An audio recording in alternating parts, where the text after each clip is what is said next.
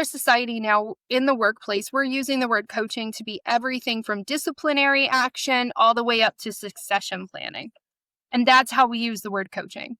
And we look out at Okay. sports teams and at the executives of the world, and we hear about their coaches, and we see on social platforms of a coach who can teach you how to make seven figures or retire early or whatever the situation may be. So I want to nail down the fact that when we're talking about coaching in terms of building a practice, it's less about the performance disciplinary type stuff and more about the growth of the individual. And that's what you have to step back and look at.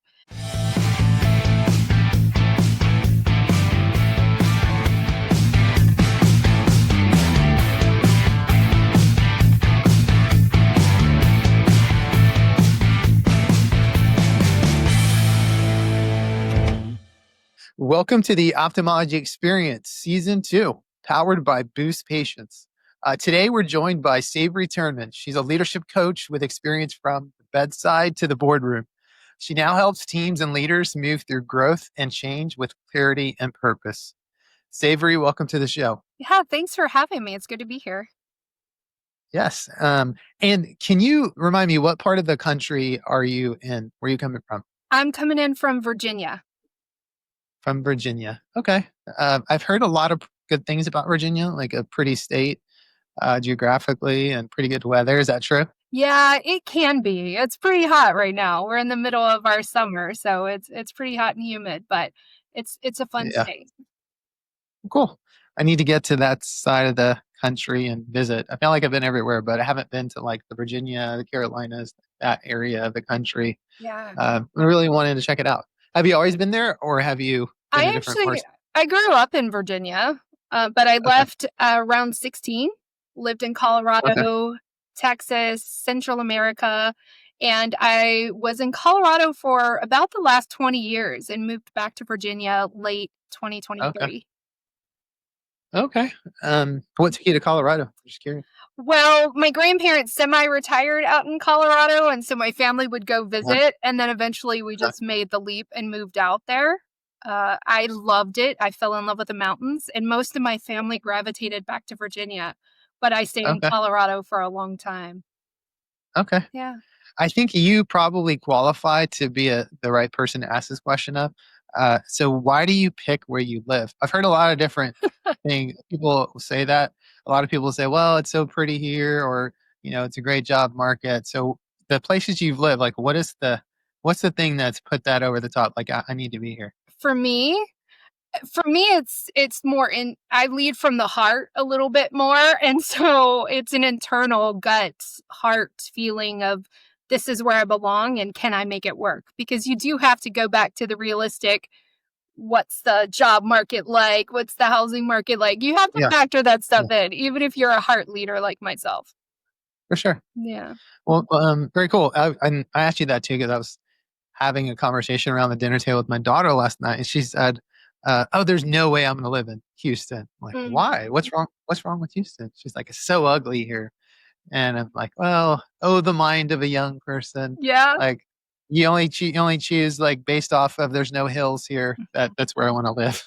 And your uh, priorities change as you get older too. yeah, I was absolutely, able to walk absolutely. away a little bit from the Colorado mountains to be closer to family. So, yeah, Yeah, it changes. yeah.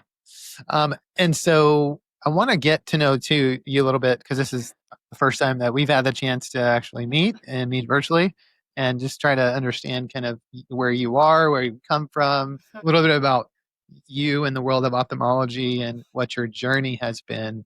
I see you've been in practice management. You now you're doing coaching, which is really cool.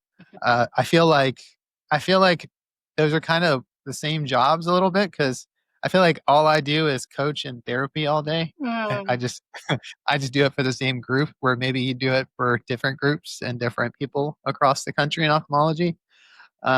So I really want to kind of dive into that and understand a little bit about your journey, like Sure.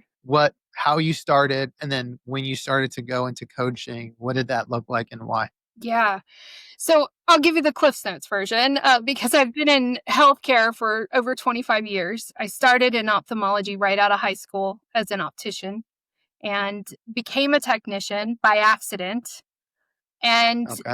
Okay. eventually found out that I loved training, helping people. So I started into education, training other technicians. I was educational coordinator for a big hospital setting. And Mhm. then I left my career and went to Guatemala for 3 years to do some humanitarian work. Love that, learned Spanish. And then I decided to come back to the States and I landed back in Colorado. I was a supervisor as the time wore on, most supervisors can tell you put on a lot of hats, right? I was a tech supervisor.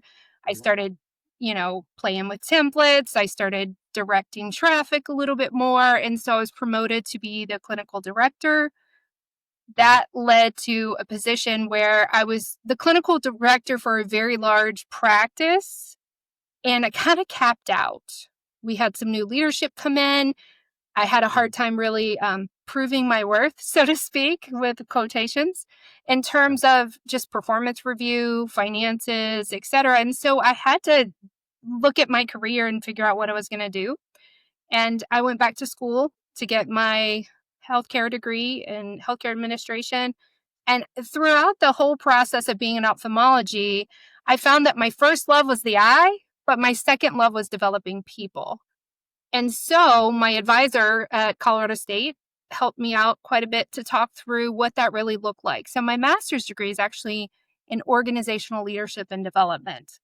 So that's Okay. when I sort of caught the bug for coaching in a more holistic way, less of a I'm your manager and I'm coaching you as your manager. And we can talk about Yeah. that Yeah. Yeah. spectrum of Yeah. coaching, but that's kind of how I got into it. And then when um, our practice actually partnered with an equity partner, ended up in a PE type situation. I was there for a Mhm. couple years. I did integrations first, partnering other organizations in, and then I was the executive vice president of operations for a bit before I decided to step away from Colorado in the practice and move back to Virginia. So that's kind of the quick version of how I came to be. I've been coaching now for 2 years, both Mhm. in ophthalmology and outside of ophthalmology. So that's what I do full time now. That's a really cool journey. I Yeah. think very interesting. And the Guatemala piece too was very intriguing. And you went to do humanitarian work, you said? Yes. Very cool. Mhm. Was it related to ophthalmology or It just something different? it was both. After I learned how to translate into Spanish, I would help other kind of mission based groups coming down to Guatemala with translations that work with schools and things. But while I was there, I was doing eye exams and giving out glasses, and that was Mhm. pretty fun. We have some great stories of taping a tumbling E chart to a tree in the middle of nowhere and doing refractions with loose lenses and all of that fun stuff. So it was a great Very, experience. very cool. Yeah. Yeah. I think hearing and just getting to know you a little better, the one of the biggest things that I'd like to touch on today is the ability of a practice to take the next step and scale, and how do you use coaching and development as part of that journey? Because if you look at some of the smaller ophthalmology practices, or some of the ones who may have been sold to private equity Yeah. or are doing mergers and acquisitions or growing some in some other way, from my personal experience of being with a practice for almost 20 years now Mhm. and starting from very small to now larger, and then seeing others in the industry, some of a lot of the challenge come from when you start to get bigger and you start to scale, or you start to try to or you acquire and you try to bring others into the practice. Those are where it gets very hard to do, because people, they tend to everyone tends to want to do their own thing and kind of go their own direction, and this is the way we've done it and it's the best way. And over my experience, it's the best way to overcome those things is a great team of people. And then how do you get that? You have to develop them. You have to coach them. Yeah. So we kind of, you come for full circle, and you've kind of been through those experiences. So those, I think, if you're okay, I want to kind of really focus on that part of the conversation today, because I think it'll bring value to any doctors or administrators listening, because all of us are trying to figure out how to get better, how to get bigger, how to grow, how to do more with what we have. And the only way to do that is to coach and develop the people that are around us, because we can't do it ourselves, Yeah. right? Yeah. Um, yeah, go ahead. I didn't know if we were done with the question or not. No, no, go ahead. Um, That one is really a question. If you get to know me, like yeah, I think my questions are kind of like commentary slash I questions. love I don't it. need, I love it. you know. When you think, first off, I want to talk about the word coaching and how we're applying Uh-huh. it. But just a quick little plug here.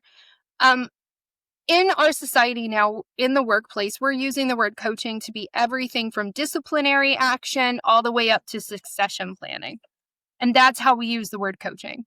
And we look out at Okay. sports teams and at the executives of the world, and we hear about their coaches, and we see on social platforms of a coach who can teach you how to make seven figures or retire early or whatever the situation may be. So I want to nail down the fact that when we're talking about coaching in terms of building a practice, it's less about the performance disciplinary type stuff and more about the growth of the individual. And that's what you have to step back and look at. I think it's important to note that there are tons of studies out there, but most organizations that utilize coaches are incredibly pleased with their ROI, $7.90 for every dollar spent when they hire executive or team coaches. So not every organization can do that. So those coaching times and opportunities really fall to the managers. And that's one more thing to put on the list of things.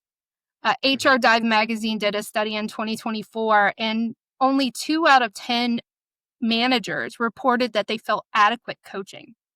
And only about 41% of employees, felt like they got inadequate coaching from their managers. They weren't getting what they needed. And so stepping back and realizing, when you talk about, Guido, the growth of practices, you really have to help people to develop processing of their own rather than just giving them the instruction of how to do something better. And that involves a lot of curiosity, asking a lot of questions, listening to the answers, and helping people take that next step in their own process. It's processing as to why they want to move forward. Yeah, and some of the stats you mentioned too, I think are very interesting, because you can probably confirm what I'm about to say is that a lot of times in ophthalmology, the leadership is usually somebody that's grown within the practice and maybe Mhm. never got guidance or didn't have really the ability or the experience to coach the right way. Absolutely. I Yeah. mean, that's how you get into leadership, right? Here, you're good at your job. Now manage these Yeah. people. And you're like, what do I do? Yeah, absolutely. So then and I've realized that too early on for me, and like one of the ways you had to gain those coaching skills is to kind of go outside of that reality of what you're living and go get more education, Mhm. maybe more experience, feedback from others, coaching yourself, and just figure out how to be a good coach. We tend to forget about that. Whenever you start working with different people or different practices, do you see similar things where it's like they've followed that same progression, but they need to kind of step back and figure out, okay, well, how do we take the next step? Because I need to figure out how to be an effective mentor, an effective coach. Right. And I think that's a really good uh, differentiation that you just said there. There's a difference between mentoring and coaching. And Uh-huh. so most of what we're doing as managers is somewhat mentoring, and it's a bit of consulting. We're listening to the problems that are brought to us and we're spitting out a solution. Or we're telling somebody, here's how I did it, which is mentoring, right? And then you're partnering with them along that process of, where are you? What struggles do you have? How I can support you. I think the important thing to recognize is, most of the time, managers and leaders, I shouldn't say most of the time, that's the wrong phrase, but there are many times where managers and leaders don't necessarily have the employees' best interest, they have the business's best interest in mind. And employees realize that when they're being coached to the organization's performance standards versus being coached to what their best interests are. And I think it's important to say that that's what managers and leaders do. They're supposed to focus on the business, but there has to Mhm. be space to coach for the employee's best interests as well. So when we're coaching for performance management issues or um, ineffectiveness of teams, things like that, we're obviously coaching to the organizational issues and trying to align expectations, etc. But Mhm. when we're trying to develop people, we need to step back and say, okay, what is it that you need in order to step up to be a leader in a different way? Yeah. And I don't know if you would agree with this, but I tend to try to find places where those two intersect. Hmm. Right, because I think a lot of times employees do feel, "Oh, well, you're just saying, what's best for Yeah, the company," and without because sometimes they don't have the full perspective right. based off what you say. So then I'm notorious for saying whenever I get the question about pay or direction, I'm notorious for saying, "Absolutely.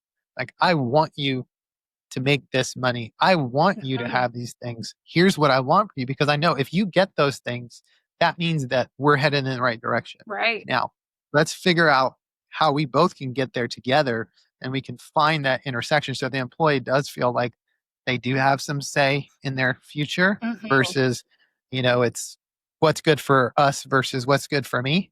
Yeah. So, how do we find opportunities for intersection? Do you have those kinds of conversations with the people you work with? Oh, absolutely. I think that's a brilliant way of bringing the alignment of priorities, right? Helping people to understand that they can trust that you're on their team, but you also have responsibilities. You have to run the company. And that's pretty important, and I think it's really important to acknowledge the fact that that's there, that your priority is running the company, and they are all your employees also are priority to stay, yet those two things have to intersect. Yeah. Yeah. Like being honest about it, right? Yeah, let's Like, call it what it like is. yeah, Mhm. not saying because I think some people try to overcorrect the other way. Like, no, no, no. I only care about your job growth. Like, okay, well, wait a minute. Like, my job is to make sure the business is successful. Yeah. So being honest about it and just saying it, yes, I need to. This is our goal, and we need to get here. This is your goal. Mhm. They're not mutually exclusive. Like Mhm. they can intersect, and we can both get where we need to go. Yeah. Yeah, and I Um, think it's important to note that sometimes you don't know what the priorities are for employees. So there's nothing wrong with asking what's yeah. important to you here. That's yeah, and that sounds like a great way to look for alignment Hmm. in both of those priorities Hmm. because there's probably that's what again that's the same kind of thing in the way that I answer those questions. I do look for alignment and say, okay, well, what is it that you want, and then try to connect that to where the business is going and say, well, the business is trying to do the same thing. Hmm. It's just at a different level, and but I think you're a tremendous part Hmm. of that equation. So how do we get you there? So that's how I tend to try to bring those two Hmm. conversations together. Do you think though that like how do you approach the different levels?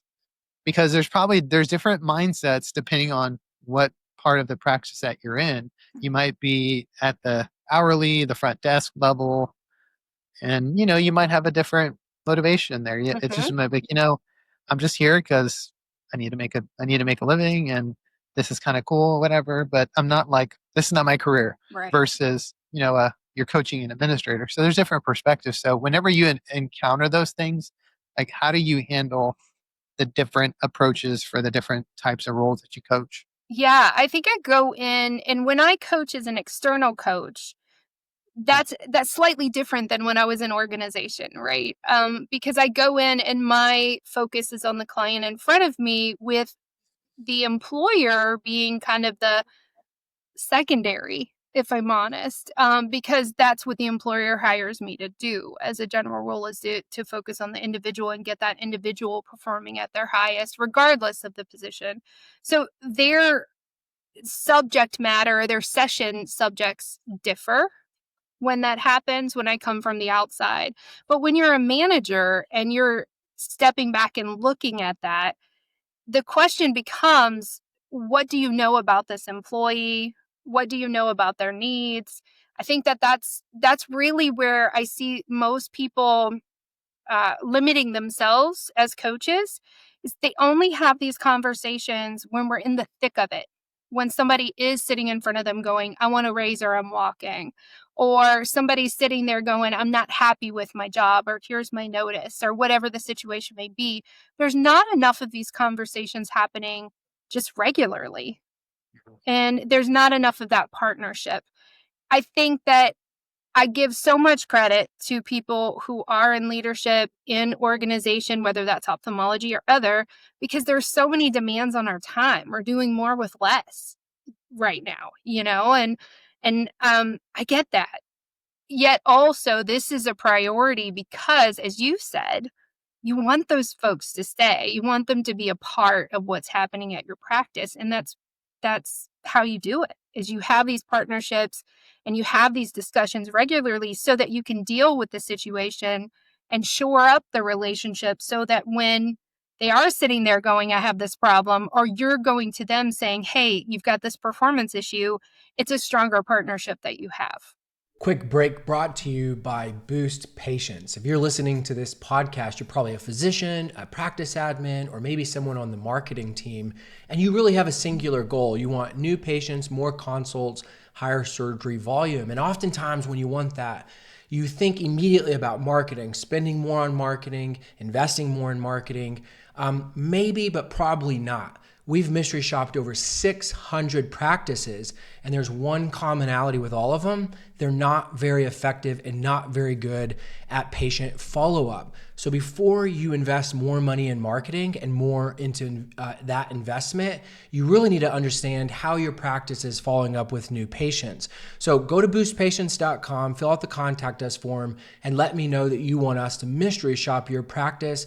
We'll mystery shop it. We'll document how your practice follows up with your new patient lanes, and we'll share that information with you. Now back to the show. Yeah. And you said something there that I want to get your perspective on is you said like we're in the thick of it and we are Mm-hmm. in ophthalmology. It feels like it every day. But how do you approach situations where you go, you're bringing your they brought you into coach, let's say Mm-hmm. administrator of a practice, and you come in and you say, yeah, okay, well let's talk about coaching, let's talk Mm-hmm. about how you build your team and all of that, and then the administrator says, well, that's great, Savory, but I'm just worrying about surviving today Mm-hmm. because I have 3 technicians that called out. The doctor's giving me a hard Mm-hmm. time, da, da, da, da, da, da, and I'm just managing these daily fires. So how do you go from chaos to like organized, let's call it organized chaos, because Mm-hmm. that's usually what it is, to proactive coaching and development? How do you help people get from that mindset to where what you're talking about? Yeah, we really talk about the long-term impacts. One of my favorite things to say is, okay, so if you handle today and then tomorrow you handle tomorrow and the next day you handle the next day, in 6 months we're going to be sitting here talking about the same problem. My favorite analogy to share is it's like tying your children's shoes, right? There are times when you have to get out the door and you don't have time to go through the lesson of making the bunny ear and going around the tree and all the fun things that you teach kids how to tie shoes with. But if you don't take concentrated time at some point, you're going to be tying that kid's shoes for prom, right? And that's not helpful to you and it's not helpful to your child.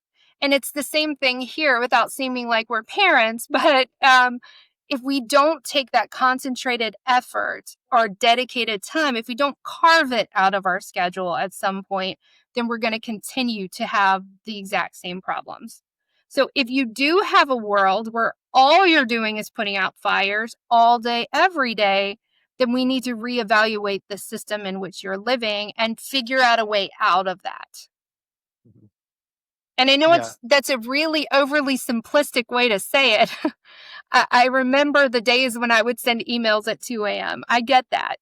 Mhm. But Yes. those should be the exception and not the rule. And if they're the rule, we need to step back. And I partner with administrators and executives on let's look at your schedule. Let's get a handle around what you're doing. How much of what you're doing has to be done by you? And how much of it are you holding on to because of something internal that you're scared to let go of it? And we ask the really hard questions so we can help people gain clarity and figure out how to carve back some of that time that feels like Yeah. consistent firefighting. Yeah, I think that's an important point, carving out time. Because I tell the same thing to the managers that I lead, and Mm, I tell them that they have to carve out some time to be yeah. strategic, to really understand the root of their issues and not just be in constant firefighting mode. And then, but a lot of times their answer might be, well, but if I do that, then the fire is burning out of control. Mm, And by the time I get back to the fire, it's even higher. And usually my answer to that is, well, uh, kind of similar to what you said, as far as like, well, you gotta understand that mm, in the beginning, when you start to carve out time, mhm, it is going to get worse for a little bit, because there's a transition in how you're giving others the opportunity to step up and take on more. You're actually sitting back and thinking about strategically mhm, ways that you can fix the root causes of the mhm, problem. But during that time of transition, it's going to be a little bit uncomfortable. It's going to be mhm, uncomfortable for you. It's going to be uncomfortable for the people that are banging down your door, always asking for the answers to all those questions.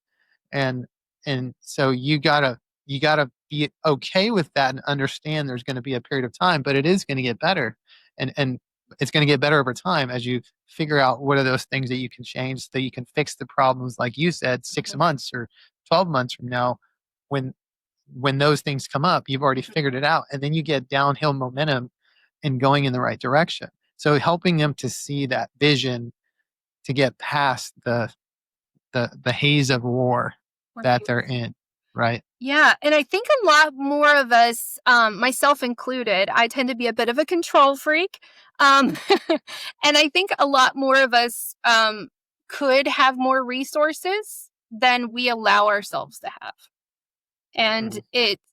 working with a coach, especially a lot of my really busy executives, that's one of the challenges that I put out there to them when the situation allows is okay, let's really look at your resource pool because even firefighters who are on the front lines have somebody working to protect the perimeter, right? Right. So we have to figure out where your resources are because if it's you trying to fight the forest fire by yourself on the daily, you're going to wear out. You're going to burn. And obviously, we hear about this burnout. I mean, that's a Yes. huge topic, a whole nother podcast. But Yes. yeah, Mm. it's a big deal. It's a big problem. And how do you deal in situations or with people who they're like, you know what, I got it, I got this. It's more of a, they don't really feel like they need the Mm. mentoring or the coaching. How do you? I'm sure you've encountered folks like that. How do you handle those situations? Yeah. Sometimes I am called in to coach when there's a performance issue that someone is not really aware of, or maybe not aware, is not willing to accept. So sometimes I lean on 360s in those situations if I have those things available to me. Other times we talk about results and we talk about outcomes and performance in regards to how are you working with your team members? What have you seen to be your obstacles and what can you do to control those? Google did a study of their entire organization, multiple different departments, and the number one factor of a team's effectiveness was how they work together, not necessarily who's on the team. And I think that that's significant to note because you can have really high performers who are not functioning well together, and that becomes problematic as well. And as I've expanded my practice to do more team coaching, I'm really seeing the difference in individual coaching and coaching a team and its effectiveness being able to show up in a really productive way. So that is one thing that I do when I work with people who are, let's say, unaware or unwilling to accept their limitations or these performance issues or interpersonal issues, as the situation may be, is we start to talk about the team dynamics and the struggles that they're having. Um, a lot of times they're very willing to share their difficulties with their boss or their coworker or someone else who they feel is impacting their performance. And then we start turning it backwards and saying, okay, so how can you get a different result, right? Because we all know that Einstein saying, the definition of insanity is doing the same thing and expecting a different result. So that's kind of how I approach it as a coach. If I don't have the actual data from like a 360 or something like that to harness, I start with that type of dialogue. So then how do you feel about the expression that we should either coach someone up or coach them out? Mhm. Because at some point, if they're not going to engage, Yeah. then you make a decision on what to do. The Mhm. other one being, hire slow and fire fast, Yeah. right? Yeah. So how when you in your progression of the coaching, how do you feel about how quickly and how that should go? Yeah, I mean, as a manager, I think it's important to recognize the fact that you're very clear and concise, and you make sure you're on the same page in terms of expectations with staff. When you're Mhm. sitting having this type of coaching, usually it's because there's a performance issue or an interpersonal issue of some sort that you're having discussion around. So I agree with that. I agree you coach them up or coach them out. As a manager, unfortunately, there were times where I did coach out, and sometimes that was good. The employee, I had employees hug me before after a termination. That was the exception, not the rule. But at the end of the day, I think that most people have a passion and they have an enthusiasm to do something and to contribute to the world. It's not always ophthalmology. And you sometimes can help people get to that conclusion a little bit faster. My analogy that I like to use is it's like teaching somebody to pole vault. As a manager, you give them the tools, the pole, you give them the training, how to use it, and you give them the expectation. You set the bar. Everything Right. else is kind of on them, and then you hold them accountable for clearing the bar. And you have the really hard discussions. I think, Guido, that's one of the things that I hear the most from managers. And I'm looking up because I'm trying to think of the verbiage that I want to use, but is that they don't want to have the conflict and the difficult conversations until they've kind of had it up to here. And then they're like, Mhm. get them out of here. And it's like, you didn't even really lean into the hard thing to give the person the ability to shift. And maybe they do, which I've seen, and maybe they don't, which I've also seen. But Yeah. you coach the team and you're the leader of the team. So you have to protect the team, even if that means cutting an individual member of that team. Yeah, I've been in all of those Yeah. situations. You sometimes you have high performers Mhm. where they're not productively contributing, Mhm. and you have to make the tough decision, even though they are a high performer, and it's really hard to high performer individually. They're not they're not giving the team what it needs, and it's actually just destructing the team as a whole because this individual is being toxic. Um, and I also used to something you said too about the tough conversations is I used to have a harder time earlier in my career because I Mhm. think there's a human tendency to not want to offend, and you want to talk about the nice stuff, and it's Mhm. hard to talk about the other stuff. Right. But I feel less so now because being more transparent, you can feel okay. So if you can tell an administrator, you don't have to feel bad about it. If you're telling them exactly what it is you need and you're doing it in a productive way and you're giving productive coaching, Mhm. and then they decide not to do it, well, as long as you communicated that clearly and you told them, hey, look, I need you to do this and this and this, Mhm. and then you don't it doesn't have to be that tough of a thing at the end to say, look, hey, maybe this is not the best place for you because it's very clear. And at the end of the day, if the employee leaves feeling and I've had situations where they're like, yeah, they kind of agree, like, you know what, yes, you did give me everything that you told me that I needed, and I didn't really do it. So people actually firing people or letting coaching them to their next opportunity Mhm. where they don't have harbor resentment towards you. And if you can do that successfully, which Mhm. is not common, by the way, if you can do it successfully, then you can maybe grade yourself as that administrator and to say, yes, I feel like I've given you what you need and the tools. Right. I don't know if that's how, when you work with people, if you approach them and coach them on that transparency in that whole process, because it's really key. Yeah, I mean, I think that's so wise. I think a lot of us, like you said, we go through it and we make mistakes. Admittedly, I've made mistakes in my coaching people throughout the years. I think that now we know that the sooner we can get ourselves that education and that um, support in terms of bettering our ability to coach, the better off we are. So to just a complete circle back to what we started with is that's how you build your leaders. You teach them how to coach. And one of the ways you do that is you become a good coach. And they know what good coaching looks like because they've been coached by you.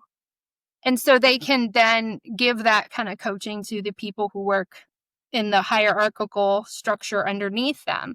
I do think it's important, to your point, to be clear and have those conversations, because even though they're difficult to have, nobody wants to really do a bad job on the regular.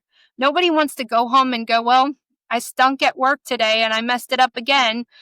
Nobody wants to do that. Nobody's telling their kids at the table, boy, did I have such a good time giving my boss a headache today. Right? I mean, that's not what's happening. People want to do a good job. They want to know what you want from them. So the more transparency and predictability you can give your staff, the better off you are. I think everybody thinks they're doing a good job too, Yeah. because it's like they go No news home is and good news, right? yeah, yeah, oh yeah, I'm good, or yeah, it's just not so that not without that transparency, you don't really know what the expectations are, Right. right? And I think most people, and it's times when I've had those difficult conversations, and it's gotten to me to have versus the doctor giving the feedback to a tech or the front desk supervisor giving the feedback to a staff member, when it's gotten to the point where I'm having the conversation, most of the time the employee says to me, why didn't anybody tell me I was doing it wrong? Mhm. Why is this the first time I'm hearing about this? Right? And it shouldn't be the first time they hear about it is the 50th time they've done it, right? Look for patterns, look for opportunities to address those things early before they become monumental or a firing offense. Look at that early on, and the way you do that is to keep touch with your staff and what's going on and performance, and it goes back to that whole circle of carving things out, carving time out, and how hard that is to do. But if you dedicate the ability to sit down and look at your calendar and figure that out, it will serve you dividends in the long run. And I want to touch too on something you just said a little earlier was a lot of times the administrators they wait until they've had it up to here Mhm. and then they haven't really said anything, and then by that time they're telling their HR team or they're telling their Yeah. employee, okay, I need to fire this person, which Mhm. that's not the way to go about it.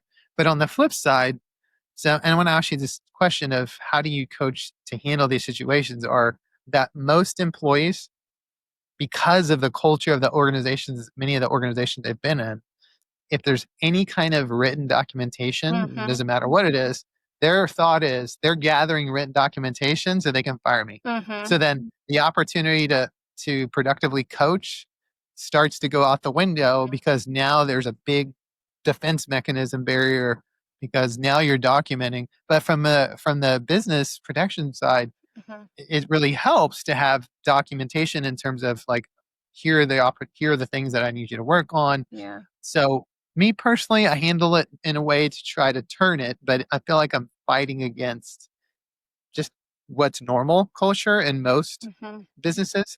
So how do you coach people to handle those situations where you're trying to be productive in your coaching, but you're also are trying to make sure that you document what you say so that whatever happens in the future, you're covered either way. Like how do you handle those situations? Most of the time, my admonishment or advice, I guess I should say, to managers is to follow up with an email after you have a first conversation of, hey, Guido, we chatted yesterday. I know a lot happened after we talked, so I just want to make sure we're on the same page. This is what we're going to do. This is what we agreed on. This is when we're going to follow up. Did I forget anything in our Mhm. conversation? Or it's something mild like that. And to your point, I always used to get HR involved almost second conversation. First conversation of, hey, you clocked in tardy 3 times this week. What's up? kind of things, usually not. But by the time I'm having the second conversation, HR has that on their radar, because I'm not waiting until I'm ready to write this person up, so to speak, in order to get HR involved. I want to have the documentation, and I want them involved. I think it's in how you portray it in the wording of the documentation of, hey, this is just an agreed upon, this is what we're both going to do, this is how we're both held accountable. And I think it's your organizational values and structure. And I do think that there is an idea of anytime somebody is coached in terms of performance or disciplinary action, they think they're going to get cut from the team. But to your point, when you're having those honest conversations around, this is what's going on, this is why it can't continue, do you understand? Do you agree? Do we align? Those types of conversations, you're building more trust so that people don't feel as snuck up on, so to speak. Right. Right. And the way that I try to approach it is I try to put it back on myself and Mm, say, um, look, in order for us to get you where you need to go, mm-hmm, I need to be accountable to making sure mm, that you have the tools that you need. And mm-hmm, so, in order to do that, I don't have the greatest memory. mm, Like, we need to have a written plan so that both of us can be accountable to getting you where you need to be. yeah. And so, we're going to write this down and we're going to follow back up in X amount of time so that to make sure that both of us are contributing in the way that's necessary for you to be successful. So I try to put it back on myself and say, like, this is really my job too, is to get you where you need to go. Um, it works sometimes. I think it works most times. It really speaks to the culture of the organization. Is there open and transparent conversation? If there is, then I think they're more likely to accept it and be okay with it. But if there typically is not, then they're going to see most forms of written documentation or anything else as a means to legally not have to pay unemployment or cover themselves against wrongful termination or whatever it is. Mhm, Um, but it sometimes feels like you're fighting a battle of others because other organizations have soured people on this notion of positive feedback and coaching and documenting that, which makes it hard. mhm. But doesn't mean to say we should stop. But that's typically how I approach it. Yeah, that's very generous, and I agree with you. I think that once bitten, twice shy. There are a lot of people who come in your doors with baggage from other work relationships, just like actual relationships, and it takes some time and Yeah, effort to build that trust. for sure. What about physicians? Do Mhm, you how much coaching? Because there's some physicians they are the administrator. They are mhm. the ones that do it all, or there's physicians who don't dip their toe into that. Do you do any work with coaching physicians? Yes, and I love doing work with coaching physicians, both when I was Mhm. in practice and now as an external coach within organizations that partner with me. I love that part of it because I think most of the issues that physicians uh, come in contact with have to do with an altruistic desire to help people. That's why they're in medicine. Um, Mhm. and so they say things and they do things and they show up in ways that are counterintuitive to good leadership, but they don't usually do it on purpose. And Mhm. I appreciate having the ability to have those aha moments with physicians where they can step back and understand how their intention is not lining up with their impact. And I think that's hard sometimes for administrators to get the point across to physicians because physicians are kind of in the middle between staff and administrators at times. Don't get me wrong, there is a small percentage of physicians I think who enjoy running rampant and doing all the things, but I think more often than not, physicians want to be contributing leaders. They just don't recognize how their actions or words impact the environment around them. That's a great way to say it. I tell physicians a lot, like even though you're not managing the employees at the Mhm. moment, you have so much impact in what you Yeah. say and what you do.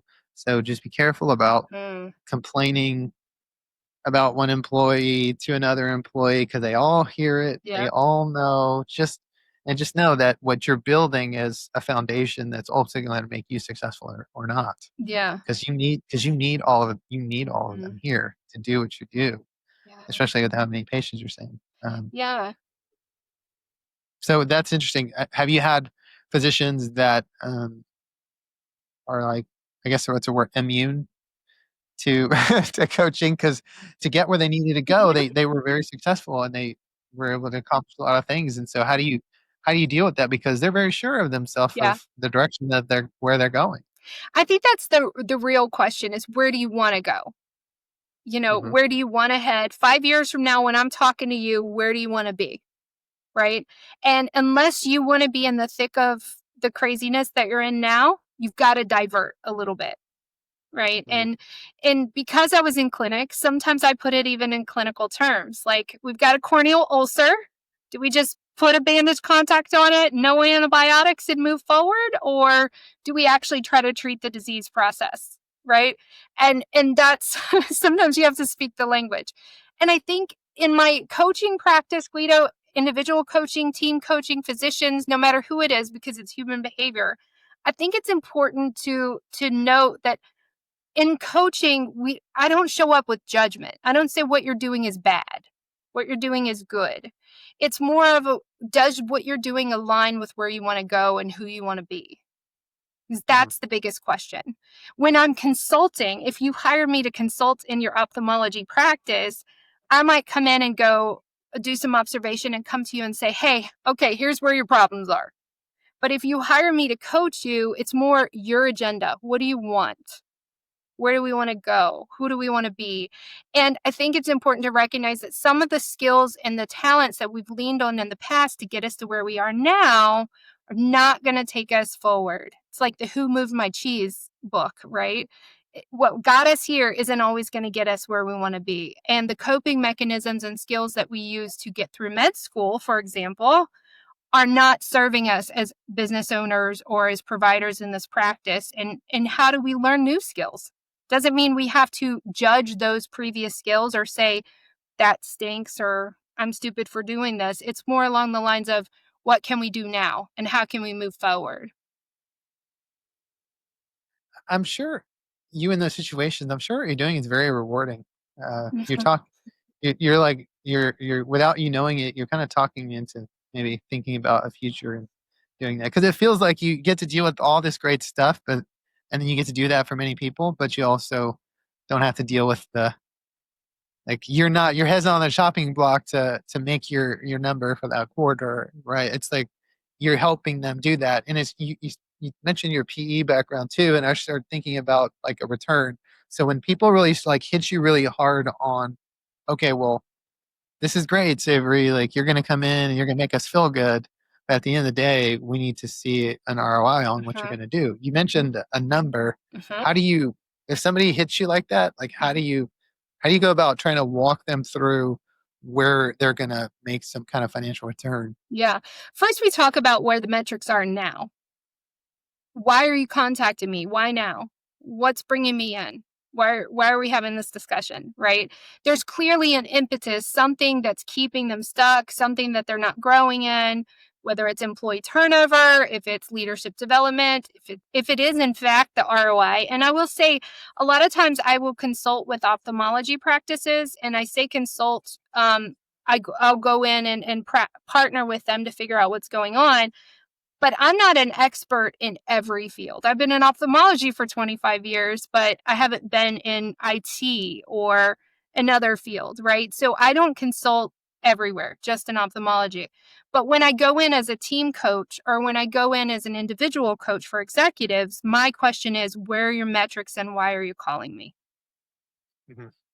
I can't sit in an IT department like I can sit in an ophthalmology clinic and immediately point out the 10 problems Yeah. that they have. So Mhm. I lean on them pretty heavily to say, what metrics are we going to change? What is it that we need to fix? And with high level executives, a lot of times it's employee engagement and 360s that we're trying to deal with on the regular, because now in our workforce with such a priority on finance, most of the time If you aren't doing a great job in terms of your productivity and your effectiveness as a leader, you're usually gone before coaching even happens. Sure. Usually I'm brought in with high level executives because it's an interpersonal thing, but they're still a top producer and maybe they want to grow them into CEO or COO. And they really want somebody to help them with that, what they call soft skills, but really what we need in order to grow into the practice. Um, I think Forbes talks about the ROI on coaching, whether it's team coaching or executive coaching, and that's the numbers that I drew out before. And those are based on Fortune 500 companies who have a bigger budget to bring in coaches. Yeah. So I think that ultimately the ROI is what do you want it to be? And how are we going to measure these metrics? And what are we going to do as a team to kind of get you there? Yeah, that makes sense in terms of Mhm. when you talk about, because you said, "Where are you? Why are you calling me?" Yeah. And I'm sure part of that conversation then is, where do you want to go? Yeah. So then, okay, here's your revenue number, Yep. here's your LASIK cataract, Mhm. whatever volume number. Where should those be based off your market, based off of your size? And then you start to kind of maybe work your way into. So a lot of things that Mhm. they probably have thought about or know about, but Mhm. maybe you kind of help guide them through that journey, right? Yeah. And I just did a consult with someone who, a couple weeks ago, who wanted to bring me in because one of the people she wanted to grow into leadership wasn't necessarily, Mhm. she was causing more harm than good. And Uh-huh. we had this discussion, and I said to her, how will you know that coaching is working? How will you know that this is worth the effort? And so she gave me some ideas of how she would know. And I said, okay, now it's very important that you understand I appreciate you calling me, but this does no good if the person that you want me to work with doesn't want to do this. It's like Yeah. hiring a personal trainer for somebody who won't go to the gym.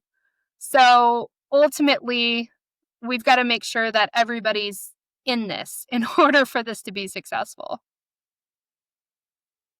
Well, at the very least, they're gonna hopefully feel better about their direction in their career, and hopefully do it in time to where they can make a substantial Mhm. impact where they are. And I'm a huge component of it, and I think sounds like you're doing some really great things, Mhm. and would love to spend another time just talking about more specifics. I think some of the conversations too that I love to have is maybe we can hook up at one of the meetings if you're going to be Mhm. there. Like just really in real world examples. Like, tell me about, like, what's something crazy that, and you're like, oh my god, like, yeah, I just dealt with this situation where here's what it was, because it really does just blow my mind to hear about all the stuff that happens. And sometimes I think I like to hear those too, because it's like, okay, well, maybe my situation's not that bad. I'm like, I'm doing okay. Yeah. Funny you should mention that because a little plug is I'm working on a podcast of coaching Uh, stories of oh, nice. people who I have coached or people who have told me they've gone through coaching and their journeys and Nice. their stories. And they're pretty darn amazing. Some of them. I met someone recently who said to me, oh, you're a coach? I had a coach early in my career. She helped me divorce my husband. And I said, wait, what? um, but she talked Hey, about how that the coaching experience just gave her such self-awareness and such ability to move forward in life and dream big that she was like this isn't working for me anymore, and it was pretty tremendous. She's going to be a guest on the podcast, so I'll let you know very when cool. it's out. Yeah, very cool. Yeah, I think that's awesome, because those real world examples are going to help people connect the dots absolutely. to the reality of, yeah, there could be something better for me, Hmm. and for where I am. Yeah. Well, I think that's pretty much all the time we have, Savory, but it was really cool to get Yeah. to chat and get to know you better. Thanks again for joining me. Yeah, thanks for having me. I appreciate it. I'd also like to take this opportunity to thank our listeners for joining us today. If you want to keep up with the podcast and the interesting conversations with our guests, don't forget to subscribe, and please share us with your friends on social media. Another shout out to Boost Patients for helping produce the podcast. Boost helps ophthalmology practices get more new patients without spending a dime on marketing. You can learn more about Boost Patients at their website, boostpatients.com, or check out the show notes. Hang in there, ophthalmology gurus who will get through the experience together. Have a great week.